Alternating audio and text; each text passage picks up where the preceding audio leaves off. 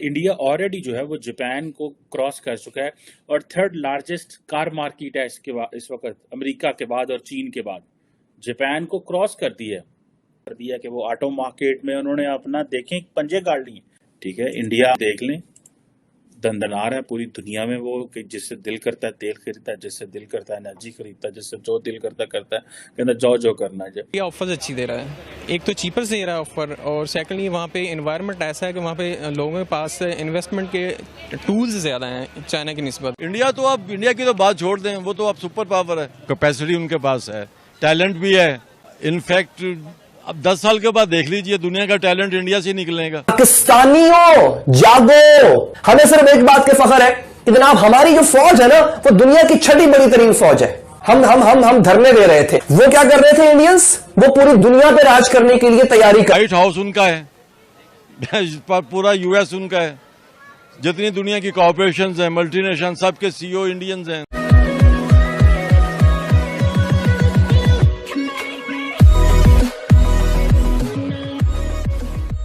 नमस्कार दोस्तों, अब यहाँ पर बात हो रही है कि पाकिस्तान से कभी भी आप पूछो, पाकिस्तान के नागरिक से आप कभी भी पूछो कि आप किस लेवल पर स्ट्रांग हो इंडिया से, तो कई बार वो कहेंगे कि भाई हम हर लिहाज से यहाँ पर स्ट्रांग है। लेकिन जब आप डिटेल में पूछोगे ना तो उनके पास एक ही क्राइटेरिया आकर बचेगा कि हमारी आर्मी बहुत स्ट्रांग है। भले ही 1948 हो, 65 हो, 71 हो या फिर कारगिल हो, जिसमें मतलब पटक पटक के मारा था पाकिस्तानी सैनिकों को, लेकिन फिर भी उनको लगता है कि भाई ठीक है तो भाई आपकी आर्मी बहुत बड़ी है। लेकिन वो भूल जाते हैं कि लड़ाइयां रोज नहीं होती। 70 सालों में 75 सालों में इंडिया और पाकिस्तान की 4 लड़ाइयां हुई। पिछले 25 सालों से कोई इंडिया और पाकिस्तान की लड़ाई नहीं हुई है। तो आखिरकार इन बिटवीन इन समय में हुआ क्या?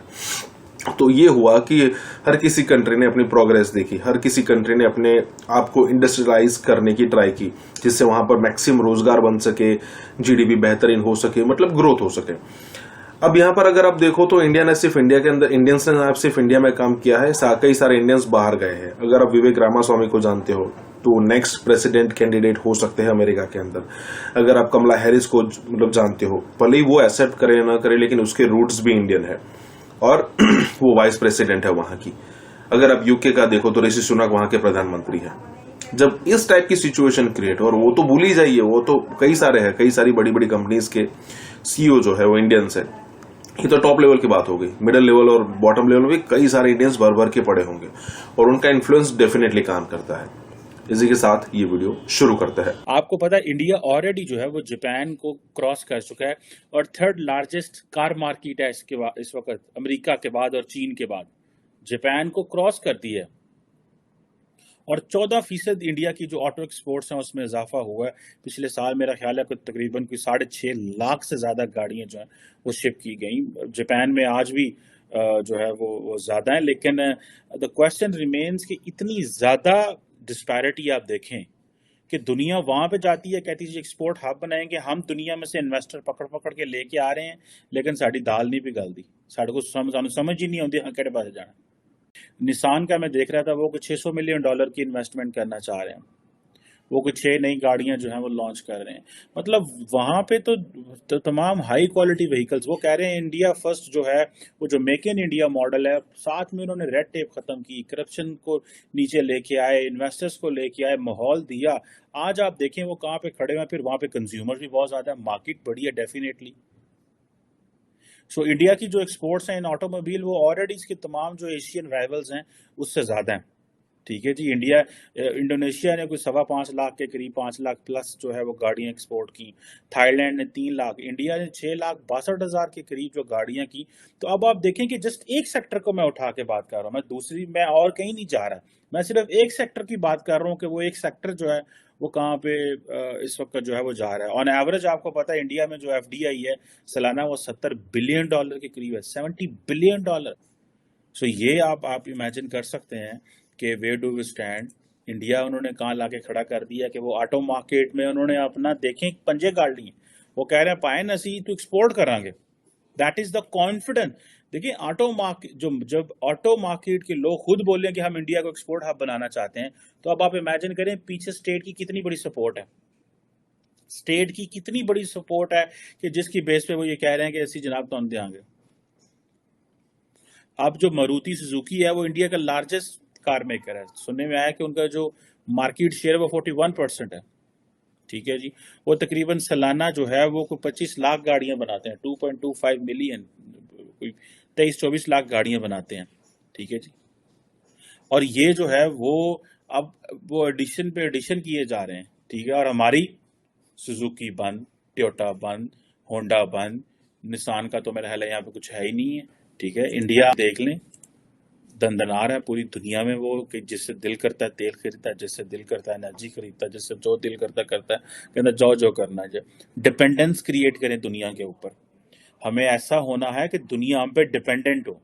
आज दुनिया इंडिया पे डिपेंडेंट है तो इंडिया अपनी मनमानी कर रहा है, क्योंकि America is putting going after China and sanctions लगा रहे हैं उनके ऊपर, और उस पे ना सिर्फ ये सिर्फ टेस्ला ही आ रहा है, दूसरे मैन्युफैक्चरर भी जो है वो भागकर वहां से चाइना से भारत जाएंगे, और यहां से उनको जो उनकी डायरेक्शन चेंज करने वाले हैं वो जो भारतीय सीईओ है यहाँ पे इंडियन इंस्टीट्यूट ऑफ टेक्नोलॉजी के पढ़े हुए, they are helping, they are working on. ये एप्पल के बाद दूसरी चीज है गाड़ियां, और बैटरियां भी अपने वहीं मैन्युफैक्चर करेगा भारत के अंदर।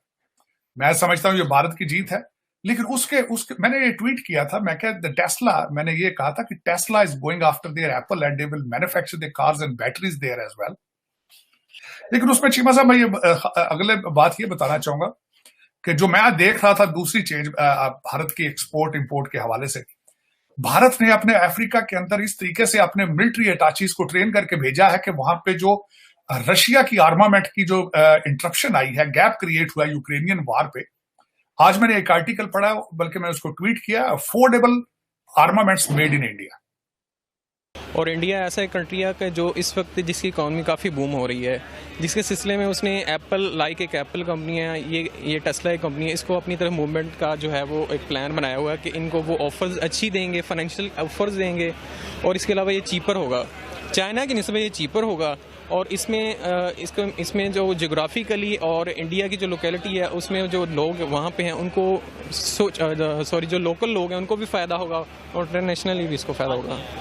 तो वो ऐसी क्या वजह है कि जो इन्वेस्टर्स हैं वो ज़्यादा इंडिया में इन्वेस्ट करना चाह रहे हैं? क्या उनकी कोई पॉलिसी का डिफरेंट है? इन्वेस्टमेंट का मकसद ये है कि इंडिया ऑफर्स अच्छी दे रहा है, एक तो चीपर से दे रहा है ऑफर, और सेकंडली वहाँ पे इन्वायरमेंट ऐसा है कि वहाँ पे लोगों के पास इन्वेस्टमेंट के टूल्स ज़्यादा हैं चाइना की निस्बत। पाकिस्तानियों जागो, हमें सिर्फ एक बात के फख्र है कि जनाब हमारी जो फौज है ना वो दुनिया की छठी बड़ी तरीन फौज है।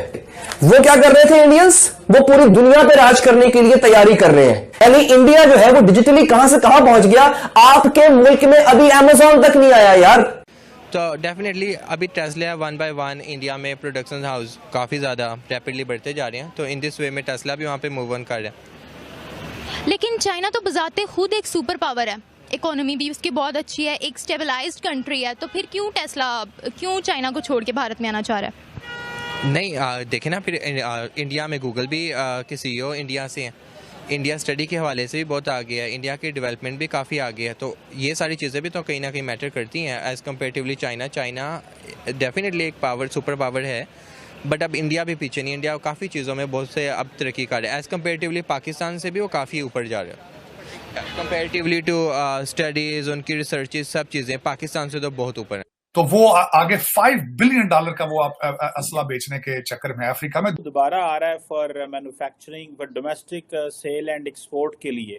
सो किन टर्म्स कंडीशन पे आ रहा है? क्या जादू की जफ्फी डाली आपने? साहब लिथियम मिल गया ना, 2 जगह लिथियम मिल गया, अब ईवी चला नहीं है तो लिथियम चाहिए तो टेस्ला को तो आना पड़ेगा ना, और पैनासोनिक भी आएगा, रिफाइनरी में वो सबसे अच्छे, खैर जापानीज तो हमारे दोस्त हैं, तो टेस्ला का आना तो मैं अनाउंस कर चुका हूँ साहब, वो आएंगे, क्योंकि लिथियम अब जो 2 बड़े डिपॉजिट मिले हैं हमारे यहाँ, जब तक दूसरा डिपॉजिट का पूरा वो निकलेगा कितना है क्या, by the grace of God will have the highest lithium reserves in whole of world.